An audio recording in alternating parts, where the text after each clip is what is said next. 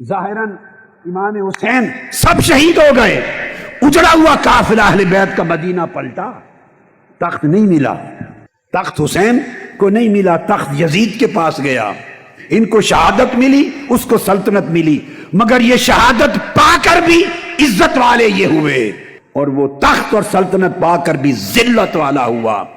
اس تقسیم کو کبھی نہ بھولیں۔ بہت لوگ یہ ان کی بزدلی ہے، بعض لوگوں کے اندر جرأت ایمانی نہیں ہے، بعض لوگوں کے اندر اتنی غیرت نہیں ہے، اتنی طاقت نہیں ہے، اتنی سخت نہیں ہے کہ وہ ٹکرا سکیں یا مفاد سے تائب ہو سکیں یا بڑے وقت کے فرعونوں یزیدوں سے حق کی بات کہہ کے للکار سکیں۔ جرأت نہیں، اپنی بزدلی کو چھپاتے اور مذہب کا نام لیتے ہیں، مذہب اور مسلک کا نام لیتے ہیں، مذہب کی خدمت کریں۔ اس کی کیا ضرورت ہے؟ یہ سیاست ہے، یہ سیاست ہے۔ اگر ایسی سوچ رکھتے ہو آپ تو خدا کے لیے اس سوچ کی پوجا کرو، مگر حسین کا نام لینا چھوڑ دو،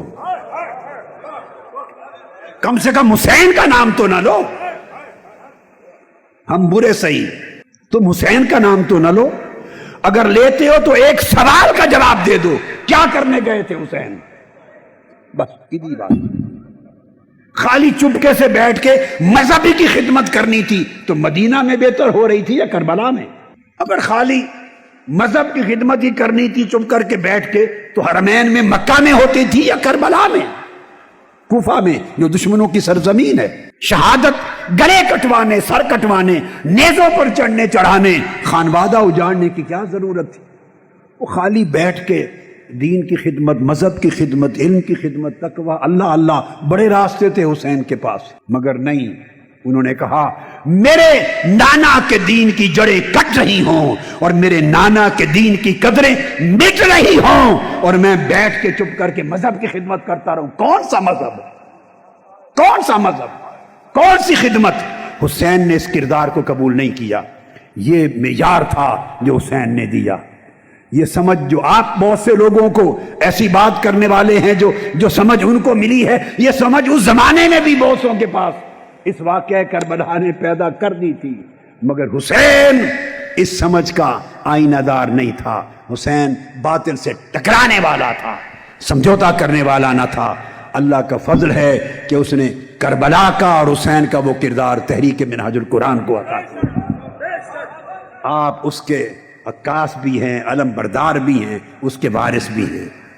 غرض اس سے نہیں کہ آپ کو تخت ملتا ہے یا تختہ۔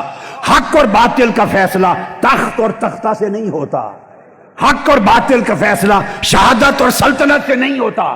جس کے پاس سلطنت جائے وہ جیت گیا اور جس کے پاس شہادت آئے وہ ہار گیا نہیں۔ ہار جیت کے معنی ایمان کی ڈکشنری میں یہ نہیں ہے، کفر کی ڈکشنری میں یہ ہیں۔ کفر کی ڈکشنری میں یہی معنی، یزید کی لغت میں یہی معنی تھا، حسین کی لغت میں نہ جھکنے کا نام جیتنا تھا، حق کے کردار پر ڈٹے رہنا کا نام جیت تھا۔ حسین ایک طرز عمل دے گئے، لوگوں کو غیرت کے ساتھ، عزت کے ساتھ زندہ رہنے کا سلیقہ سکھا گئے، لوگوں کو دین کی قدروں کے لیے کے ساتھ جینا اور دین کی قدروں کے لیے مرنا سکھا گئے۔ حسین لوگوں کو 17 جون کی استقامت سکھا گئے کہ کس طرح یزیدی فوجوں کے خلاف لڑنا ہے۔ نہتے ہو کر میدان کربلا میں اہل بیت بھی نہتے تھے، ان کے غلام بھی نہتے تھے 17 جون کو، مگر فخر ہے کہ ایک شہید اور 100 زخمیوں میں سے ایک زخمی کو گولی پشت پہ نہیں لگی۔